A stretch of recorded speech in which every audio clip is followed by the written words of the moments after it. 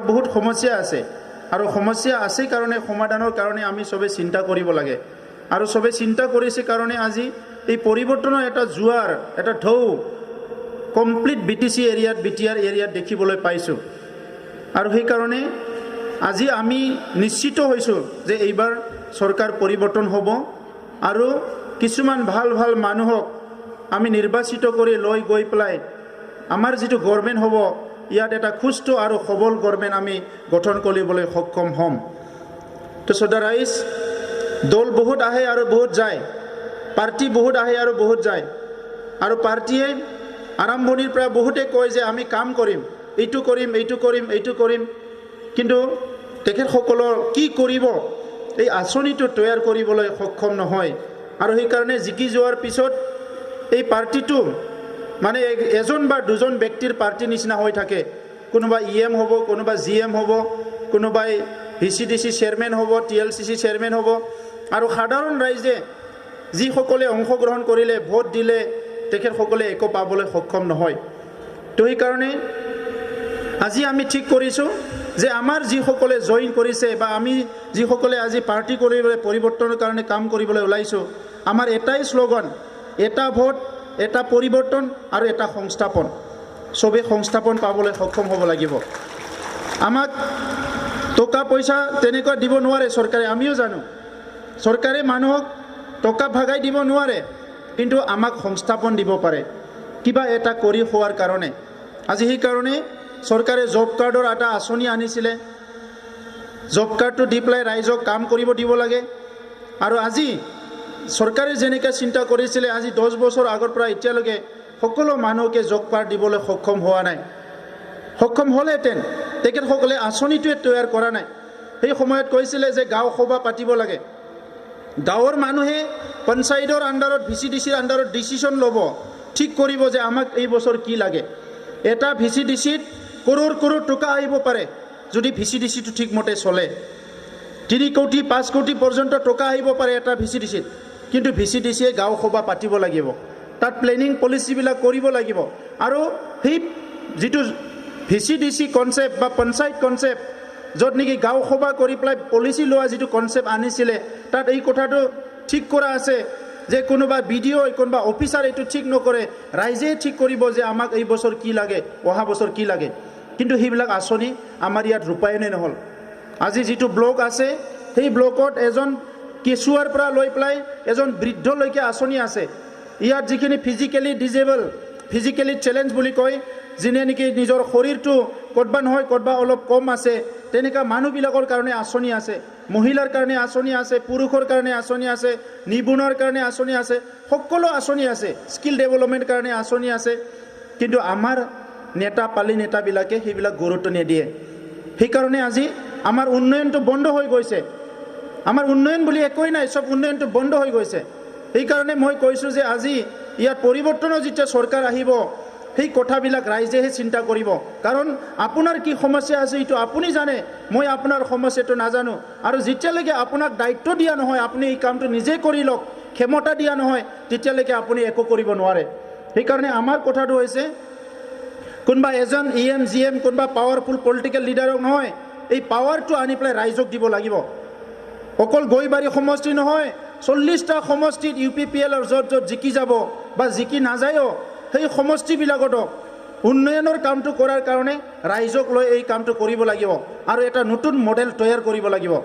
EM জিএমে কথাবিলাক ৰাইজৰ শুনিব আৰু চৰকাৰক ক'ব কাৰণ হি সমষ্টিৰ ৰিপ্ৰেজেন্টেটিভ সেই হিচাপে চৰকাৰক ক'ব কিন্তু ডিসিশনটো ল'ব ৰাইজেহে কি কৰিব কি নকৰে ইয়াৰ মানে পৰিকল্পনা কৰিব ৰাইজেহে তেতিয়াহে আপোনালোকৰ অভাৱ অভিযোগটো চৰকাৰে খুলিবলৈ সক্ষম হ'ব তো এই কাৰণে গোটেই সিস্টেমটো সলনি কৰিব লাগিব আৰু আমি কৈছো এটা দৰিদ্ৰ মানুহ আমাৰ মানুহক কি লাগে প্ৰথমতে ৰুটি কাপড়া আৰু মকান আমাক এখন এটা ঘৰ লাগে আমাক পিন্ধিবৰ কাৰণে কাপোৰ লাগে আৰু খাবৰ কাৰণে আমাক দুবেলা দুমুঠি আমাৰ খাওয়া ব্যৱস্থাটো ঠিক কৰিব লাগে ইয়াৰ বাহিৰে আমাক শিক্ষা গ্ৰহণ কৰাৰ কাৰণে চৰকাৰী বিদ্যালয়বিলাক ঠিক হ'ব লাগে হস্পিটালবিলাক ঠিক হ'ব লাগে যাহাতে আমাৰ যিমানে ডাঙৰ বেমাৰ নহওক কিয় এই বেমাৰটো যাহাতে আমাৰ লোকেলতে ট্ৰিটমেন্ট কৰি পেলাই আমি নিজৰ শৰীৰটো ঠিকমতে ৰাখিব পাৰো এই ব্যৱস্থাখিনি আমি কৰিব লাগে আৰু সেইখিনি কৰিবৰ কাৰণে চৰকাৰ, সেইখিনি কৰিবৰ কাৰণে আপোনালোকে ভোট দিছে। দুবাৰ তিনিবাৰ যে আপোনালোকে ভোট দি EM পঠালে কিহৰ কাৰণে পঠাইছে? এইবিলাক কাম কৰিবৰ কাৰণে পঠাইছে, কিন্তু তেখেতসকলে কৰিবলৈ সক্ষম হোৱা নাই। সেইকাৰণে নেতা চেঞ্জ কৰিব লাগিব, লিডাৰ চেঞ্জ কৰিব লাগিব। 5 বছৰত বহুত কাম কৰিব পাৰে, ডেইলি কৰিব নালাগে। সপ্তাহত এটা কাম কৰিলেও আজি বছৰত কিমান কাম কৰিব পাৰে, 5 বছৰত কিমান কৰিব পাৰে, 10 বছৰত কিমান কৰিব পাৰে, কিন্তু তেখেতসকলে কাম নকৰে। আমাৰ কোনোবা দিনা আপোনাক শুনিছে নেকি আমাৰ EM-জন যাই পেলাই কোনোবা LP স্কুল চাইছে, ME স্কুল চাইছে, কোনোবা অফিচত সোমাই পেলাই চাইছে অফিচাৰবিলাক ঘুষ খাইছে নে কি খাইছে? কোনোদিন দেখা নাই। আহিছে গৈছে, ৰাইজৰ লগত কোনো লিংক নাই। ঘূৰি ফুৰি চোৱা নাই ক'ত ৰাস্তা পদূলি কি হৈছে হোৱা নাই, ক'ত নদী কি হৈছে হোৱা নাই, ৰাইজৰ কি হৈছে। এনেকুৱা হ'লে নহ'ব। এই ক্ষুদ্ৰ এটা জাগা 32 লাখ মানুহ আছে, সেইখিনি মানুহ আগুৱাই লৈ যোৱাটো ইমান ডাঙৰ কথা নহয়, যদি সকলো এটা পজিটিভ ইতিবাচক চিন্তা লৈ কাম কৰে। তো সেইকাৰণে ৰাইজ মই কৈছোঁ যে প্ৰথমতে আমাৰ খাদ্যটো চবকে লাগিব। এইকাৰণে ৰেচন কাৰ্ড কোনে পোৱা নাই এইটো চেক কৰিব লাগিব, আৰু 6 মাহৰ ভিতৰত BTR অঞ্চলৰ ৰেচন কাৰ্ডৰ সমস্যা শেষ কৰিব লাগিব প্ৰথম কাম, যাতে চবে দৰিদ্ৰ মানুহ মহাজনবিলাক চাকৰি বাকৰি পোৱাবিলাক খাব, কিন্তু দৰিদ্ৰ মানুহ যাতে ভাতৰ মুঠিৰ কাৰণে কষ্ট পাব লগা নহয়। ছেকেণ্ডটো হ'ল ভাল ঘৰ এটা লাগিব চবকে। ঘৰ যিখিনি আজি আইৱা ঘৰ কিবা কিবি BPL কাৰ্ড আছে কিবা আছে সেইখিনি পাব। ইয়াৰ বাহিৰেও আমাক এখন ঘৰ সজোৱাৰ কাৰণে এটা মডেলিটি তৈয়াৰ কৰিব লাগিব, কম পইচাতে এটা ভাল ঘৰ বনোৱাৰ কাৰণে। আৰু ইয়াৰ কাৰণে চেন্নাইৰ এটা মোৰ গ্ৰুপৰ লগত কথা পাতি আছোঁ যে আজি ভাল চাহ খৰচ কৰি ধুনীয়াকৈ পকী কৰি ওপৰত টিং দি বিৰাট মানে কম খৰচতে আমাৰ ধুনীয়া ঘৰ সজাই ল'ব পৰা এটা মডেল আছে, যিটো নেকি আমি আনি পেলাই ইয়াত আমাৰ দুখীয়া মানুহবিলাকক যদি এটা 3টা 4টা ৰুমৰ মানে ঘৰ বনাই দিয়া হয়, কমচে কম 15-20 বছৰৰ কাৰণে একো চিন্তা কৰিব লগা নহয়। আমি অলপ বেলেগ ধৰণৰ ভাবিব লাগিব। সেইকাৰণে আজি ঘৰৰ কাৰণে যিখিনি সমস্যা আছে এই সমস্যাবিলাক আমি সমাধান কৰিব লাগিব। কেন্দ্ৰীয় চৰকাৰে কৈছে যিমান পইচা লাগে লৈ যা, ৰাজ্য চৰকাৰে কৈছে যিমান পইচা লাগে ল। এই আঁচনিবিলাক কেন্দ্ৰীয় আঁচনি হয়, কিন্তু আমাৰ মানুহবিলাক এই কামবিলাক নকৰাৰ কাৰণে ৰাইজে আজি কষ্টত ভুগি আছে। মই ঘূৰি চাই আছোঁ, মানে গোটেই BTC অঞ্চলটো মই বহুত বছৰ ঘূৰিলোঁ, আমাৰ অঞ্চলতো ঘূৰিলোঁ, দেখিবলৈ পালোঁ মই এতিয়াও বহুত মানুহ আছে যাৰ ঘৰ মাটি আৰু নাৰা মানে খেৰেদি বনোৱা, বহুত কষ্ট কৰি থাকিব লগা হয়। তো সেইকাৰণে পৰিৱৰ্তনটো আমি আনিব লাগিব ৰাইজ। আৰু আমাৰ মহিলাসকলৰ কাৰণে বহুত ভাল আঁচনি আছে, তেখেতসকলে নকৰে। মই যোৱাকালি টিপকাই পৰ্বতজোৰাত গৈছিলোঁ, তাত বহুত বাঁহ আছে। আজি আমাৰ মহিলাসকলে এটা মই পুনেত চাইছিলোঁ লিজ্জত পাপৰ, যিটো পাপৰ বনায়, ইয়াৰ কাৰণে মহিলাসকল সেল্ফ হেল্প গ্ৰুপবিলাক কাম কৰে। আমি ইলেকশ্যনৰ সময়ত 2000-3000 দিলে নহ'ব, তাত সদায় খাব পাব লাগিব। এই লিজ্জত পাপৰত কি কৰিছে, কোঅপাৰেটিভ ছ'চাইটি বনাই পেলাই মহিলাসকলে আহে গধূলি, মানে চবে মানে 1 কিলো 2 কিলো পাপৰ বনোৱা যিটো গুড়া কিবা আছে লাড্ডু, সেইটো লৈ যায় ঘৰত, মানে পাপৰটো বনায়, নেক্সট দিনা ৰাতিপুৱা দিয়াৰ লগে লগে এজনে 600, 500, 1000 টকা পাই যায়, যোনে যিমান বনায়। আকৌ নেক্সট দিনা আহি পাপৰখিনি দি গ'ল ওজন কৰি, আৰু লৈ গ'ল, আৰু নেক্সট দিনা বনায় আৰু দি গ'ল আৰু লৈ গ'ল। সদায় ঘৰত ভাত চাত ৰান্ধি ঘৰত থাকি ঘৰৰ চব কাম কৰি মহিলা এজনে 600ৰ পৰা 1000 টকা কামাই আছে। যদি 500 টকাও কামায়, সি মাহত 15,000 টকা কামাব। চাওক ঘৰখন সুন্দৰকৈ চলিব পালে। আজি ইমান বাঁহ আছে আমাৰ ইয়াত, আমাৰ বাঁহটো লৈ যাই পেলাই ধূপকাঠি বনায়, বিভিন্ন বস্তু বনায়, ঝাৰু বনায় বাহিৰত। আজি আমাৰ ইয়াত মেচিন যদি আনি দিয়া হয়, বাঁহ কাটিব মহিলাবিলাকে কষ্ট পায়, কিন্তু আজি 30,000, 20,000ত এটা মেচিন পায়, যিয়ে নেকি বাঁহটো কাটিব পাৰে, বাঁহটো মানে টুকুৰা কৰিব পাৰে, বাঁহৰ পৰা খাটি কৰিব পাৰে। এই গোটেই মেচিন ওলাইছে এতিয়া। আজি যদি ইয়াতে আমাৰ গাঁৱে গাঁৱে সেই মেচিনবিলাক আনে, বাঁহটো আছেই ঘৰত, মানে ল'ৰা ছোৱালী স্কুলত থৈ আহি ভাত চাত খাই উঠি মেচিনটো চলাই দি পেলাই বাঁহবিলাক কাটি পেলাই শুকাই পেলাই ধূপ কাটি বনাই পেলাই বেংগলোৰত বিক্ৰী কৰি দিব পাৰে। এডাল বাঁহত আপুনি কেঁচা বাঁহ বিক্ৰী কৰিলে 100 টকা পাব, কিন্তু ধূপ কাটি বনোৱাৰ পিছত সেই বাঁহটোৰ পৰাই 500ৰ পৰা 700 টকা পাব এটা বাঁহৰ দামটো, যেতিয়া ধূপ কাটি বনাই পেলাই কিবা কিবি বনাই পেলাই আপোনালোকে বিক্ৰী কৰে। আজিকালি কিবা দাঁত চাফা কৰা, কিবা চাফা কৰা হোটেলবিলাকত দিয়ে নহয়, বাঁহৰ পৰা বহুত বস্তু বনায়। সেইবিলাক বনাবৰ কাৰণে আমাৰ মহিলা সমিতিবিলাকে সেল্ফ হেল্প গ্ৰুপবিলাকে কৰিব পাৰে। আপুনি 5,000 টকাটো খাই শেষ কৰিলে, কিন্তু আপোনাৰ যেতিয়া মেচিনটো দিয়া হ'ব 5জন লগ লাগি যেতিয়া গাঁৱত ধূপকাঠি বনোৱা আৰম্ভ কৰি দিব, আপুনি দিনত যদি আপুনি কমচে কম মানে 5,000 টকাৰ কাম কৰিব পাৰে, 3,000 টকাৰ কাম কৰিব, বছৰত কিমান কৰিব আপুনি চাওক। আৰু এইটো স্বাৱলম্বী হ'ব, আপোনাৰ কোনো নিজৰহে কথা। আজি বোলে বৰষুণ দিছে আমি কাম নকৰোঁ, ঘৰত অসুবিধা হৈছে, আপুনি থৈ দিয়ক, অহাকালি আকৌ কৰক। আজি বোৱা কাটাৰ বহুত কাম আছে। আগতে কৈছিলে এমব্ৰইডাৰী, বহুতে এমব্ৰইডাৰী শিকিলে, মাৰ্কেটিং ক'ত কৰিব? আজিকালি মহিলা বুলি কৈছে মানে ফেশ্বন ডিজাইন কিবা কিবি বিউটি পাৰ্লাৰ সেইবিলাক আনিছে, কিন্তু আমাৰ গ্ৰাম্য অঞ্চলত ইমান চলা নাই। কিন্তু বেলেগ কাম আছে, পুতলা বনোৱা। নেপালবিলাকত, বিহাৰবিলাকত বিভিন্ন জেগাত মই দেখিবলৈ পাইছোঁ, মহিলাবিলাক ৰাতিপুৱাই ঘৰৰ কাম কৰি এটা জেগাত মানে 200-300 বহি যায় আৰু পুতলা বনাই পেলাই বিক্ৰী কৰে, পইচা পায়। বহুত কাম আমাৰ কৰিব লগা আছে, কৰিব পাৰোঁ আমি, কিন্তু তেখেতসকলে এই কথাবিলাক চিন্তা নকৰে। আজি ল'ৰাবিলাক যিখিনি স্কুল কলেজ এৰিছে, এনাই বহি থাকিব লগা একোৱেই নাই, বহুত কাম কৰিব পাৰে ইয়াতে। কিন্তু সেই কামটো চৰকাৰে দেখুৱাই দিব লাগিব, নেতাবিলাক দেখুৱাই দিব লাগিব। আপুনি গাঁৱত থাকি টকা পইচা নাই, আপোনাৰ মানে ইমান নেটৱৰ্ক নাই, আপোনাৰ চিনাকি নাই, আপুনি কেনেকৈ কৰিব? চৰকাৰে আনি দিব লাগিব। আজি আমাৰ ইয়াতে ইমান বাক্সাত মানে মাছ পালন কৰিবৰ কাৰণে আমাৰ পুখুৰীবিলাক যদি অলপ চাফা কৰা যায়, মাছ পালন কৰি খাব পাৰে। টন মাছ আহে বাহিৰৰ পৰা। আমি মুৰ্গী পালন কৰিব পাৰে, বাহিৰৰ পৰা সদায় মুৰ্গী আহে। কণী আমি ইয়াতে উৎপাদন কৰিব পাৰোঁ, বাহিৰৰ পৰা সদায় কণী আহে। ছাগলী মাংস ইমান দাম হৈ গৈছে, সকলো যদি 10-15টা কৰি ছাগলী পুহিব পাৰে। আমাৰ বড়ো মানুহবিলাক গাহৰি পোহে, মাইনৰিটি মানুহবিলাক গৰু পুহিব, গাখীৰ প্ৰডাক্ট কৰিব, কাম কৰিব পৰা বহুত ৰাস্তা আছে, অকল চৰকাৰী চাকৰি নহয়। কিন্তু ইয়াৰ কাৰণে চৰকাৰে অলপ আপোনাক সহায় কৰিব লাগিব। যদি চৰকাৰে সহায় কৰে চব কৰিব পাৰে। আঁচনি বহুত আছে, আমাক সহায় কৰা মানুহো বহুত আছে, আৰু আমাৰ ঘৰত বহিয়ে এই উপাৰ্জনখিনি কৰিব পাৰে। মাৰ্কেটটো আমাক নিজে খেদি আহিব। আমি যেতিয়া কল্ড ৰুম, ফুল ৰুম কিনিবৰ কাৰণে নিজে আহিব, আমি যাব নালাগে। কিন্তু এই কামখিনি চৰকাৰে নকৰাৰ কাৰণে আজি এনেকুৱা অৱস্থা।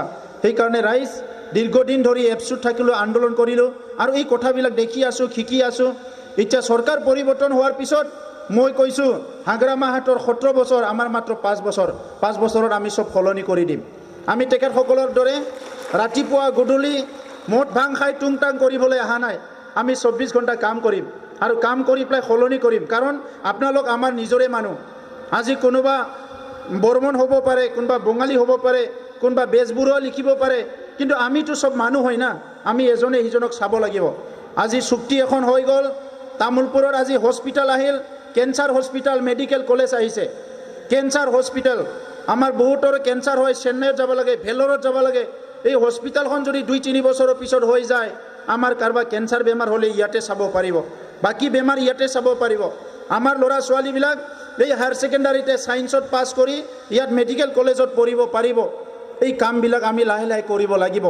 নেতা বহুত আহে আৰু যায়, কাম নকৰে। কাম কৰিম বুলি ক'লে MLA মন্ত্ৰী হ'ব নালাগে। আজি আমি মেডিকেল কলেজ বনাবৰ কাৰণে এটা চুক্তি কৰি লৈ আহিছোঁ, কোনো MLA MP মন্ত্ৰী নহয়। এই কামবিলাক যদি কৰিব ইচ্ছা আছে, বহুত কৰিব পাৰে। মই বহুত বছৰে ক'লোঁ, ইয়াত ছোৱালী মহাবিদ্যালয় এখন বনাব লাগে, আজিলৈকে নবনালে।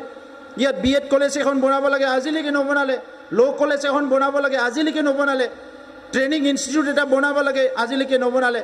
গতিকে আমাৰ চৰকাৰ যদি আহি যায়, আমি প্ৰথম 6 মাহৰ ভিতৰতে তামোলপুৰত এটা ছোৱালী মহাবিদ্যালয় আৰু এখন BEd কলেজ আমি ইয়াতে আৰম্ভ কৰিম। এইবিলাক কাম বেছি ডাঙৰ কাম নহয় ৰাইজ। আমি খালি যাব লাগে, আলোচনা কৰিব লাগে আৰু আনিব লাগে। আপুনি পঢ়িব বিচাৰিছে না, পঢ়িব বিচাৰিছে, পঢ়িবৰ কাৰণে কোনে বাধা দিব? বাধা দিয়া কোনো নাই। আজি আমাৰ ল'ৰা ছোৱালী স্কুল কলেজ কিয় এৰিব লগা হয়? ইয়াত মেট্ৰিক পাছ কৰিলে ৰঙিয়াত যাই পঢ়িবৰ কাৰণে পইচা নাই, বাদ দি দিলে। আৰু ইয়াৰ পিছত ক'ত যাব? গুজৰাট যাওক, হাৰিয়ানা যাওক, ক'ৰবাত হাজিৰা কৰিবলৈ যাওক। যদি ইয়াতে কলেজ থাকিলে হয় আৰু অলপ পঢ়িলেহেঁতেন। এই কামবিলাক আজি আমাৰ নেতাবিলাক চিন্তা নকৰে, সেইকাৰণে আমি পিছ পৰি আছোঁ। গতিকে কৰিম বুলি ক'লে বহুত কাম কৰিব পাৰে, কিন্তু নকৰিলে আমি কি কৰিম? নকৰিলে আমি সেই নেতাজন ছাইড কৰিব লাগিব। আহিব সেইসকলে কালি ভোট খুজিবৰ কাৰণে গাঁৱে গাঁৱে যাব, যিসকলে ইমান বছৰ MLA হৈ একোৱেই নকৰিলে, EM MCLA হৈ একোৱেই নকৰিলে, সেই মানুহবিলাকে কালি আকৌ ভোট খুজিবলৈ যাব। আপোনালোকে প্ৰশ্ন কৰিব, ইমান দিনে কি কৰিলে? ই ক'ব যে মইতো জব কাৰ্ড দিছোঁ, জব কাৰ্ডটোতো ভাৰত চৰকাৰে দিব দিছে না। ই ক'ব যে মই IOR ঘৰ দিছোঁ, এইটোতো ভাৰত চৰকাৰে দিব দিছে। আপুনি হিচাপে কি দিলে এইটো কওক? ৰাস্তাটোতো ভাৰত চৰকাৰৰ আঁচনি, PMGSYৰ ৰাস্তা, গোটেই মানে চৰকাৰ। আপুনি কি কৰিলে? আপুনি নিজা হিচাপেতো কিবা কৰিব লাগিব না, কি কৰিলে আপুনি এইটো প্ৰশ্ন কৰক, কি কয় তেখেতসকলে, তেতিয়া ওলাই পৰিব। সেইকাৰণে ৰাইজ মই দীঘলীয়া নকওঁ, আপোনালোকে বহুত ৰ'দত বহি আছে আৰু মই শুনিছোঁ অলপ আগতে বৰষুণতো আপোনালোকে বহি আছে। এই যে মৰম, এই যে আপোনালোকে যি দায়িত্ব লৈছে, এইটো আমি সদায় মনত ৰাখিব লাগিব। আৰু এটা দেশত এটা অঞ্চলত যেতিয়া ৰাইজে সজাগ হৈ কোনো খাব নোৱাৰে, এতিয়া আমি সজাগ নহয় কাৰণে আমাৰ পৰা টকা অহা কোটি কোটি টকাটো বেলেগে খাই দিলে। সেইকাৰণে আমাৰ দুৰ্নীতি ভ্ৰষ্টাচাৰ গুচাই পেলাই ভাল চৰকাৰ বনাই ৰাইজৰ কাৰণে কাম কৰিব পৰা ৰাইজৰ এটা চৰকাৰ আনিব লাগিব। দুখীয়া মানুহক লগ কৰিব পৰা হ'ব লাগিব ৰাজা মন্ত্ৰীবিলাকক। তেখেতসকলে যদি মানুহক লগ নকৰে, দুখ দুৰ্যোগবিলাক নুশুনে, কেনেকৈ হ'ব? মই 10 তাৰিখৰ পৰা ৰেলী কৰিম, গাঁৱে গাঁৱে ৰেলী, আৰু বহুত জায়গাত যাই আপোনালোকৰ লগত আমাৰ দলীয় কৰ্মী সবে মিলি পেলাই আমি আলোচনা কৰিম। আৰু আপোনালোকক মই কৈছোঁ, ইলেকশ্যন জিকে নিজিকে এইবিলাকৰ লগত কথা নাই, যি সমস্যাই থাকক আপোনালোকে দলৰ নেতাবিলাকক কওক, আৰু মোক যদি কিবা ক'ব লগা থাকে আপোনালোকে ডাইৰেক্ট কওক। আৰু অহাকালি পৰহি চৰকাৰ হৈ যোৱাৰ পিছত যদি ইয়াৰ পৰাই সঁচাকৈ দলে নিৰ্বাচন খেলিব দিয়ে, খেলিবও লাগে, তেতিয়া এটা দিন মই এনেকুৱা ৰাখিম যি দিনত নেকি আপোনালোকে সপ্তাহত 10 দিনত ফ্ৰীলি আহি পেলাই লগ কৰিব পাৰে, সকলো আহি লগ কৰিব পাৰিব, অভাৱ অভিযোগবিলাক ক'ব পাৰিব।